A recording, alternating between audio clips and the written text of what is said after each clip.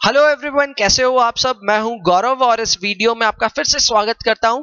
इस वीडियो को बनाने का एक स्पेशल रिक्वेस्ट था कि कई लोगों ने मुझे मैसेजेस किए थे, भैया नॉन इंटीग्रेटेड पे कुछ भी जादू कर दीजिए, कुछ भी करिश्मा कर दीजिए, पर सीए आईपीसीसी का कॉस्ट के एग्जाम के लिए जो नॉन इंटीग्रेटेड वाला चैप्टर है वो कैसे भी एक बार रिवाइज करा दीजिए। मैं समझता हूं ये चैप्टर थोड़ा सा लेजर्स एंड जर्नल्स में है जो आप कॉस्ट में कभी नहीं किए। सारे चैप्टर्स इतने इंटरेस्टिंग है बट कहीं ना कहीं ये एक चैप्टर है जो काफी डिस्कनेक्टेड रहता है बाकी सारे एलिमेंट से और इतना इंटरेस्टिंग भी नहीं है, बट इसको छोड़ के जाने का कोई पॉइंट नहीं है। एग्जाम में 8 नंबर का आने का चांस इसका रहता है एंड सवाल काफी स्ट्रेट फॉरवर्ड रहते हैं, बड़े ही सिंपल रहते हैं। All you need to do is apply a little bit of your brain. जो आपका अकाउंट्स का प्रिंसिपल्स कहता है, लेजर्स बैलेंस कराते चलो, आगे से आगे मिलाते चलो, बस वही सब करना होता है यार। इस चैप्टर में और कुछ है ही नहीं। तो मेरा अटेम्प्ट ये है कि मैं इस वीडियो के थ्रू आपको 15-20 मिनट के अंदर इस चैप्टर का पूरा जो भी सारांश है वो आपको समझा दूं, ताकि आप practice panel, study material, RTP जो भी फॉलो कर रहे हो, go and solve problems from there. तो इससे पहले कि मैं ये चैप्टर स्टार्ट करूं, आपको मैं बता दूं इस चैप्टर में टोटल 3 कैटेगरीज हैं। First is integrated systems, second is non integrated systems, third is reconciliation. Integrated इस चैप्टर में मैं समझाऊंगा नहीं, मतलब इस वीडियो में मैं नहीं समझाऊंगा क्योंकि वो ज्यादा इंपॉर्टेंट नहीं है, छोटा सा कंटेंट है। आपको वो चीजें स्टडी मटेरियल या प्रैक्टिस वाले से एक आधा सवाल देख लोगे तो काम हो जाएगा। अपार्ट फ्रॉम दिस, आपको जो सेकंड है वो है नॉन इंटीग्रेटेड। नॉन इंटीग्रेटेड मैं आपको पूरा डिटेल में समझाऊंगा, एक स्टोरी लाइन अप समझाऊंगा जिससे आपको आइडिया लग जाएगा किस तरह आप इसको बना सकते हो। And then comes the reconciliation part, जिसको एक्चुअल में देयर इज नो नियम कायदा, बट ठीक है, आएगा तो देख लेंगे एक बार। सो दिस इट, स्टार्ट करते हैं। सबसे पहले मैं आपको बता ही चुका हूं, मैं आपको इस सिलेबस में क्या क्या चीजें आप लिख लो। पहला है नॉन इंटीग्रेटेड, जो इस वीडियो में कवर्ड है और मेजॉरिटी पोर्शन यही है। Second is reconciliation. अब इसके पीछे की जो थ्योरी है, क्या होता है नॉन इंटीग्रेटेड, रिकंसिलिएशन क्या होता है, ये समझाने का समय नहीं है बाबा। अब थोड़ा सा आप कंप्लीट करने के चक्कर में रहो। और लास्ट है इंटीग्रेटेड, जो मैं आपको होमवर्क दे रहा हूं कि भैया कम से कम ये आप अपनी तरफ से कर लीजिएगा। डन क्या? चलिए, सबसे पहले मैं आपको एक स्टोरी बताता हूं, इस स्टोरी पे जरा ध्यान दीजिएगा, अपने आप आपका काम होता रहेगा। देखिए, एक बिजनेस है, वो मेजरली जो खर्चे करता है वो कहां कहां करता है। देखिए, सबसे पहले समझिए, रॉ मटेरियल पे खर्चा होता है, और होता है खर्चा वेजेस पे, और खर्चे होते हैं एक्सपेंसेस पे। ठीक है क्या? और ये खर्चे, जो रॉ मटेरियल का खर्चा है, ये भी 2 तरह का होता है, डायरेक्ट और इनडायरेक्ट। जो वेजेस का खर्चा होता है वो भी 2 तरह का होता है, डायरेक्ट और इनडायरेक्ट। बहुत बढ़िया।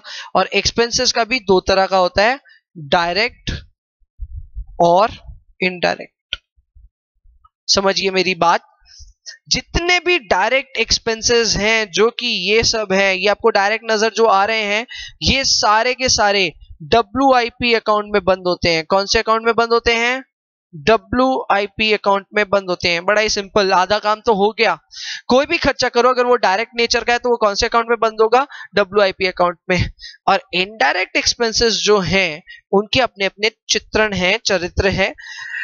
रॉ मटेरियल का अगर इनडायरेक्ट का खर्चा होगा तो वो हमेशा बंद होगा मैन्युफैक्चरिंग ओवरहेड्स अकाउंट में। कौन से अकाउंट में?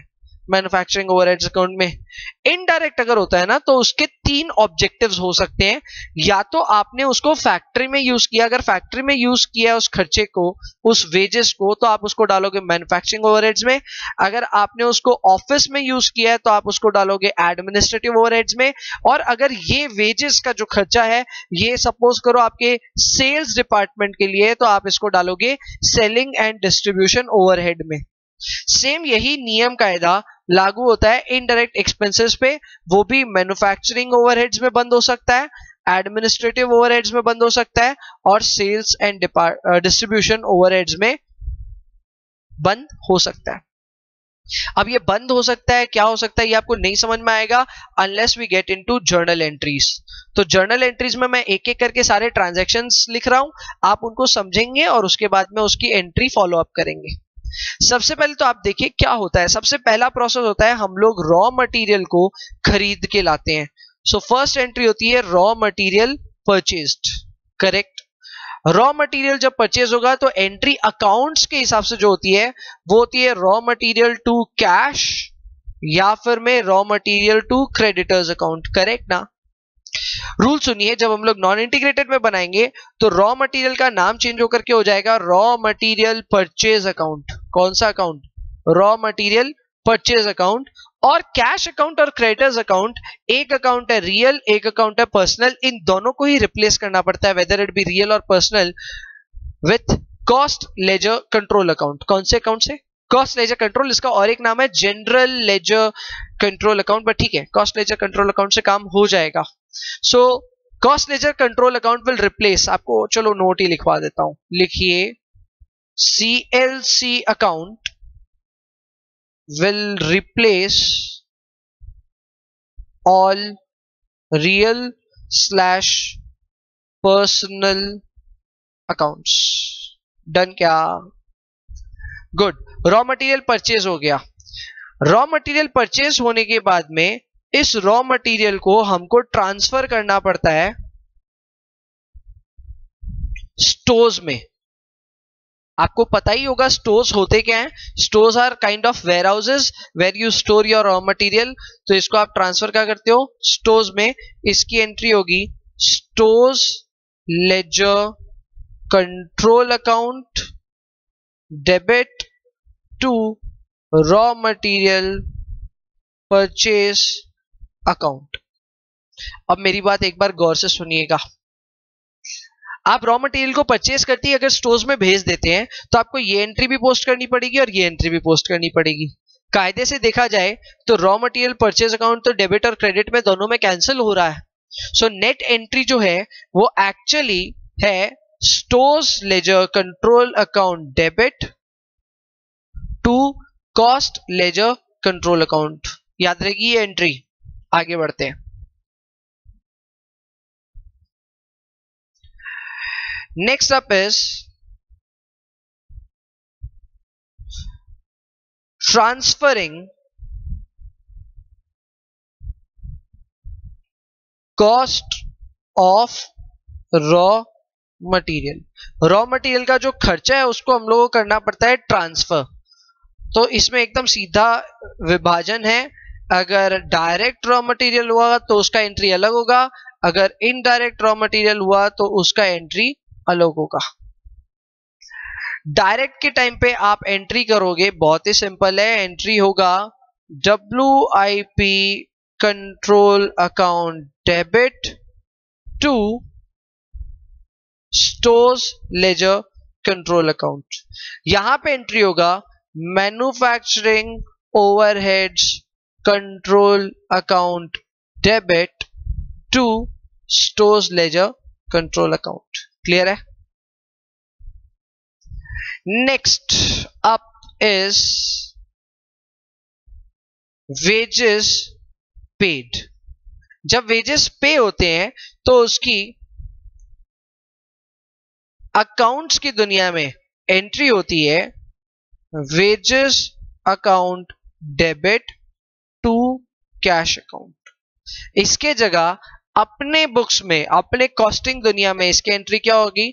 इसकी एंट्री होगी wage control account debit to cash account. कौन सा अकाउंट है? Real account. तो यहां पे एंट्री रिप्लेस हो जाएगी CLC अकाउंट से। क्लियर है?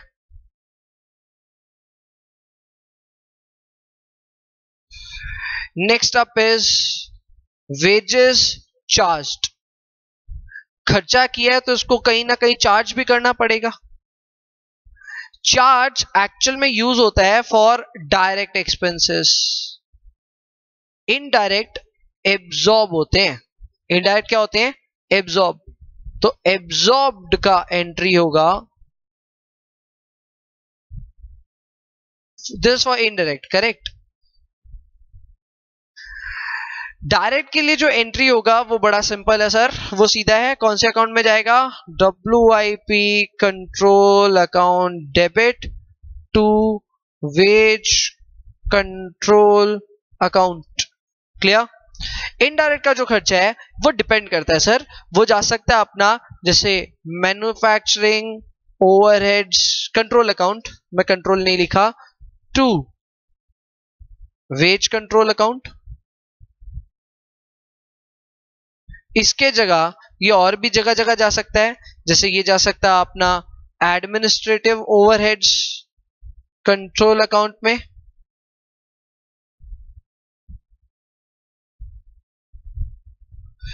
या फिर में ये जा सकता है selling and distribution overheads control account to wage control account. वो next up is how about अगर कोई एक्सपेंसेस इनकर्ड हुए तो। देखिए भैया एक्सपेंसेस के मामले में थोड़ा ध्यान देना जरूरी है। I am talking about incurred.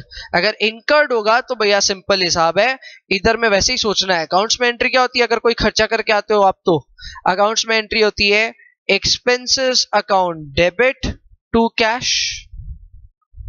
यहां पे इस एंट्री को कैसे करेंगे, यहां पे इस एंट्री को करेंगे, अब कैसा भी खर्चा हो सकता है। अब जैसे किस तरह का खर्चा बताऊं आपको, डायरेक्ट या इनडायरेक्ट, चलो मैं दोनों बता देता हूं। या तो खर्चा होगा डायरेक्ट या तो होगा इनडायरेक्ट। जो भैया डायरेक्ट खर्चा हुआ तो मैं आपको अभी बोल चुका हूं, डायरेक्ट खर्चा सारा कहां जाता है, WIP में। तो इसका एंट्री तो बड़ा सिंपल होगा, wage WIP control account debit to, अब ये कहां से आएगा एंट्री, टू CLC, सीधा डाल सकते हो। या फिर में आप इसको एक्सपेंस कोई भी है तो कोई ना कोई तो खर्चा दिखाया ही होगा, डायरेक्ट आप इसको CLC से दिखा सकते हो when it is a direct expenditure. अगर इनडायरेक्ट एक्सपेंडिचर है तो वो जाता है या तो जाएगा मैन्युफैक्चरिंग ओवरहेड्स में, या जाएगा एडमिनिस्ट्रेटिव ओवरहेड्स में, या जाएगा सेलिंग एंड डिस्ट्रीब्यूशन ओवरहेड्स में टू CLC। क्लियर है। ये एक्सपेंसेस अभी हो गए अपने इनकर्ड। ये एक्सपेंसेस क्या हुए हैं अभी तक, इनकर हुए हैं। अगर एक्सपेंसेस आपने किए हैं नेक्स्ट एंट्री के हिसाब से एब्जॉर्ब, ओवरहेड्स एब्जॉर्ब भी तो होने पड़ेंगे ना। So next entry is entry number 6,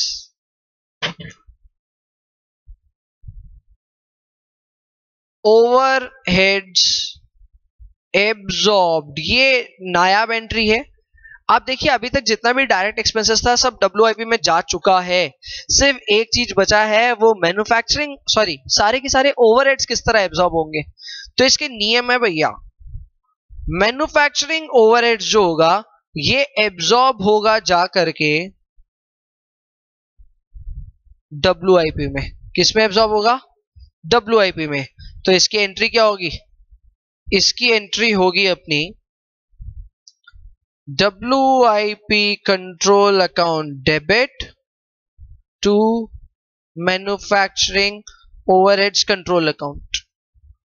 एक बार मैं आपको लेजर बना के दिखा देता हूं कि मैन्युफैक्चरिंग ओवरहेड कंट्रोल अकाउंट के अंदर हलचल एक्चुअल में होती कैसी है। ये अपना मैन्युफैक्चरिंग ओवरहेड कंट्रोल अकाउंट, इसमें जब आप खर्चा करते हो ना तो एंट्री यहां आती है टू CLC। यहां पे जो अमाउंट आएगा वो आएगा इनकर्ड वाला। क्लियर है क्या। और जब आप इसको एब्जॉर्ब करते हो तो एंट्री आती है, अब जैसे मैन्युफैक्चरिंग ओवरहेड है तो किस में जाएगा, WIP में जाएगा।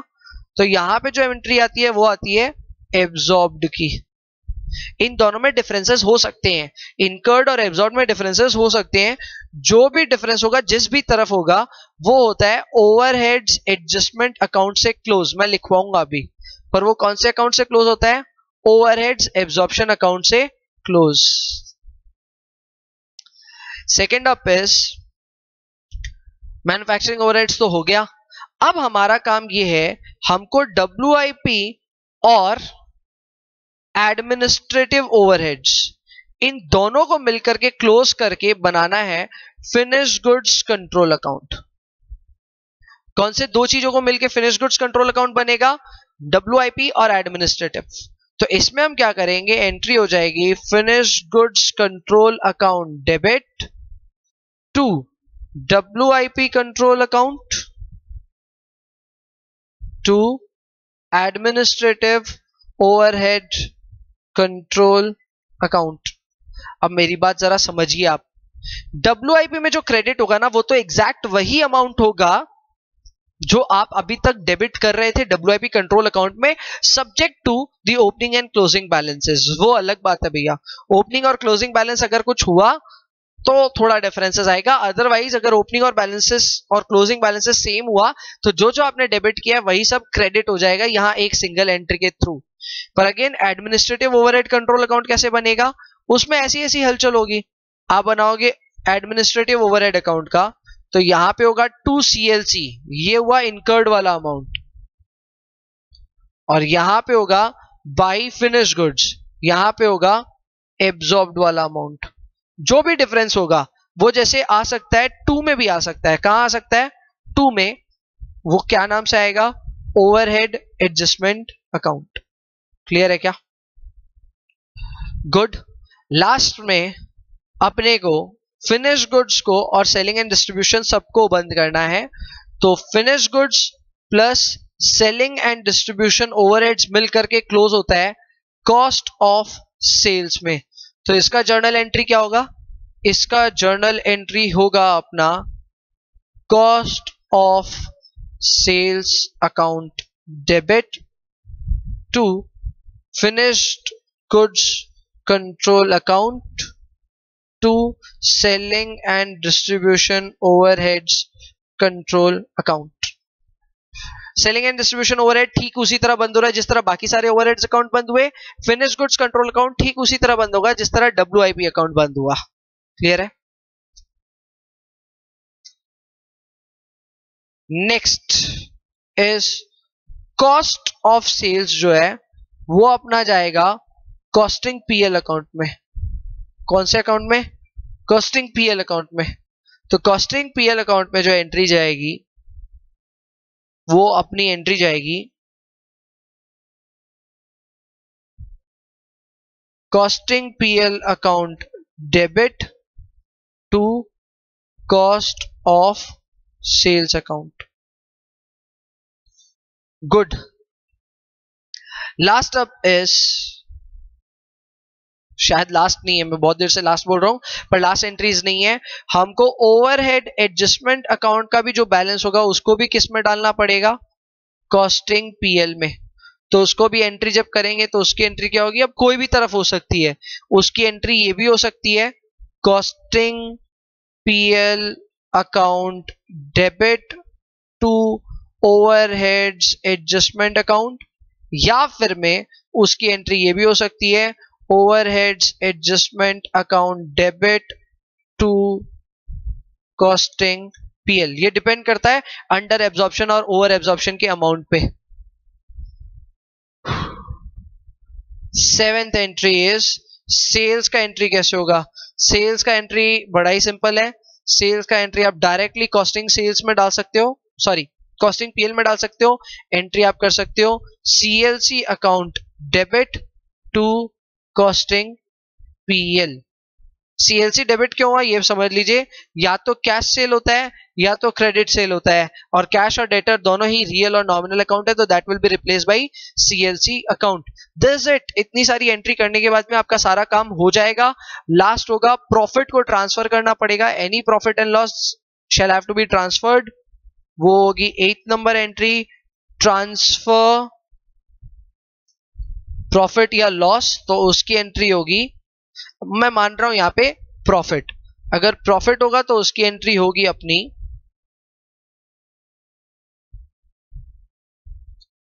कॉस्टिंग PL अकाउंट डेबिट, और सब जाके बंद किस अकाउंट में होगा, CLC अकाउंट में। This it. जो भी प्रॉफिट या लॉस होगा वो कौन से अकाउंट में बंद होगा, CLC। आप एक नोट लिख लीजिए, CLC account will be automatically balanced. You can view this as balance sheet. Although ये कुछ ऐसा है नहीं पर आप इसको व्यू कर सकते हो एज बैलेंस शीट। एक और इंपॉर्टेंट नोट आप लिख लो जो कि ज्यादातर स्टूडेंट्स भूल जाते हैं, वो ये है कि ओपनिंग बैलेंसेस और क्लोजिंग बैलेंसेस का जो एंट्री होगा ना, opening balances and closing balances of किस किस के, number 1 raw material, number 2 WIP और नंबर 3 है फिनिश गुड्स। इनके opening and closing balances shall also be reflected in the opposite side of cost ledger control account। ये क्यों होता है, क्या होता है, ये आपको आपके टीचर्स ने जरूर सिखाया होगा क्यों ऐसा करते हैं, पर फिर भी मैं बता देता हूं। भैया रॉ मटेरियल हो, WIP हो या फिनिश गुड्स हो, सारे के सारे आपके एसेट्स हैं। तो एक बैलेंस शीट को जरा व्यू कीजिए। अगर एसेट्स का बैलेंस डेबिट है तो कोई डबल एंट्री के हिसाब से क्रेडिट बैलेंस भी तो रखेगा, वो क्रेडिट बैलेंस संभाल के रखेगा CLC अकाउंट। बिकॉज मैंने आपको अभी सेकंड लाइन एक बोली थी, view this as balance sheet although it is not balance sheet. So इतना कर लोगे तो आपका जितना भी नॉन इंटीग्रेटेड वाला पार्ट है वो तो कंप्लीट हो जाएगा। अब मैं आता हूं इस वीडियो के सेकेंड पार्ट में, जिसमें मैं डिस्कस करने वाला हूं अबाउट रिकंसिलिएशन स्टेटमेंट। इधर हम लोग करते क्या है, इधर में एकदम सिंपल है, वी स्टार्ट विथ प्रॉफिट या फिर लॉस फ्रॉम एनीथिंग। जैसे फाइनेंशियल अकाउंट से हम स्टार्ट कर सकते हैं। तो हमारा काम होता है यहां से निकल करके पहुंचना प्रॉफिट या लॉस फ्रॉम कॉस्ट रिकॉर्ड्स तक पहुंचना। इस बीच में कई चीजें ऐसी होती है जो होती है ऐड, कई चीजें होती है ऐसी जो होती है लेस, और बस हम लोग को इसका ध्यान देना होता है। बट ट्रिक यहां इन्वॉल्व है कि आपको ये समझना पड़ेगा क्या होगा ऐड और क्या होगा लेस। तो मैं एक एग्जांपल देता हूं, जरा गौर से सुनिएगा। एग्जांपल है, सम ओवरहेड है, कोई ओवरहेड है that has been under absorbed. क्या हो गया है, अंडर एब्जॉर्ब्ड। अंडर एब्जॉर्प्शन का मतलब क्या होता है जरा समझ लीजिए। इस पे जो खर्चा है incurred that is more than amount absorbed. अब भैया मेरी बात समझिए, फाइनेंशियल अकाउंट्स हमेशा इनकर्ड के हिसाब से एंट्री कर देता है, कॉस्ट रिकॉर्ड्स हमेशा एब्जॉर्ब्ड के हिसाब से एंट्री करता है। अब आप समझिए एब्जॉर्ब्ड अमाउंट जो है वो कम है और इनकर्ड अमाउंट ज्यादा है। तो ये पक्की बात है कि आपका जो प्रॉफिट आ रहा है एज पर फाइनेंशियल अकाउंट्स ये कम आ चुका है, क्योंकि आपने ज्यादा अमाउंट से खर्चा दिखा दिया, कॉस्ट वालों ने नहीं दिखाया। अब आपको यहां से वहां पहुंचना है, तो कॉस्ट वालों ने सिंस खर्चा कम दिखाया उनका प्रॉफिट ज्यादा है, एंड अकाउंट्स ने खर्चा ज्यादा दिखाया तो उनका प्रॉफिट कम है। तो अगर आप अकाउंट से कॉस्ट की तरफ जा रहे हो तो आप कम प्रॉफिट से ज्यादा प्रॉफिट की तरफ जा रहे हो, तो उस चक्कर में प्रॉफिट बढ़ाने के लिए आपको क्या करना पड़ेगा, add overheads under absorbed in cost records करके एंट्री करना पड़ेगा। और ये एंट्री करने के बाद में आपका हो जाएगा ओवरहेड्स अंडर एब्जॉर्ब करके ऐड। वैसे ही अगर ओवर एब्जॉर्ब्ड होगा तो वो चीजें लेस हो जाएंगी, और लेस हो जाने के बाद में उसकी भी जो अमाउंट होगी उसको भी आप कैलकुलेट करोगे। अल्टीमेटली रिकंसिलिएशन के सवालों में ज्यादातर जगह ओपनिंग और फाइनेंशियल अकाउंट्स का प्रॉफिट एंड लॉस और कॉस्टिंग रिकॉर्ड्स का प्रॉफिट एंड लॉस दोनों ही चीज दिया हुआ रहता है। तो आप आंसर मैच कर सकते हो कि आपका ऐड लेस करके लास्ट में आंसर क्या हो जाएगा, मैच। बट सच्ची बताऊं तो ये थोड़ा सा ट्रिक है, इसको इतना आसानी से समझा नहीं जा सकता। आपको मैं रिकॉल करवा दूं, आप जो अपने बचपन के दिनों में BRS बनाते थे ना, कुछ लोगों को समझ में आता है एडलेस वाला हिसाब किताब, कई लोग ऐसे ऐसे करके करते हैं। तो जिनको भी वैसे करके समझ में आता है वो रिकंसिलिएशन स्टेटमेंट जल्दी बना पाएंगे। जिनको नहीं समझ में आता है उनको थोड़ी देर बैठना पड़ेगा इसको लेकर के। सच्ची बताऊं तो इसमें एक बेसिक इंस्टिंक्ट होती है व्हिच यू शुड फॉलो, और इसमें कुछ ऐसा नियम कायदा नहीं है।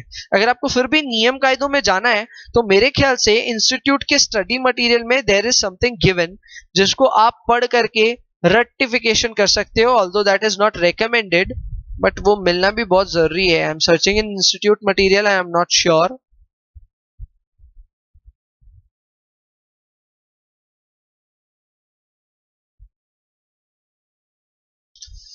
अगर मिल जाए तो मैं आपको अभी दिखा सकता हूं कि वो है कहाँ, बट उसकी कोई गारंटी नहीं है। मेरे ख्याल से मुझे नहीं मिलेगा। So this it. Okay, reconciliation कुछ तो आया।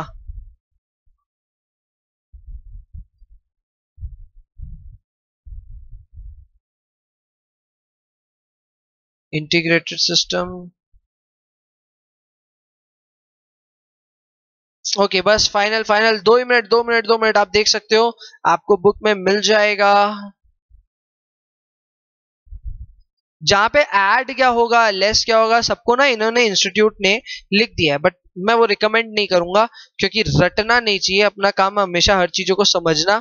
अगर आप समझ लो तो उससे बेटर क्या होगा, बट नहीं मिला मुझे। सो बस इतने से ही काम चलाइए इंस्टीट्यूट के। लेकिन स्टडी मटेरियल में लाइन से दिया हुआ है क्या ऐड करना चाहिए, क्या लेस करना चाहिए, आप चाहो तो वहां से रट सकते हो। I am not recommending that at all, मैं एकदम रिकमेंड नहीं कर रहा हूं। हमेशा अपनी इंस्टिंक्ट को फॉलो करें, आपकी इंस्टिंक्ट जो जवाब दे उस हिसाब से ऐड करें और उस हिसाब से लेस करें। With this we have completed non integrated वाला part and all the reconciliation वाला पार्ट। आई होप आप अच्छे से सवाल प्रैक्टिस कर पाओगे और इस चैप्टर में जो भी आपको अननेसेसरीली डर लग रहा है वो आप यहां से बाय कर पाओगे। This it, I wish you best of luck with this chapter. Thank you, see you, bye bye.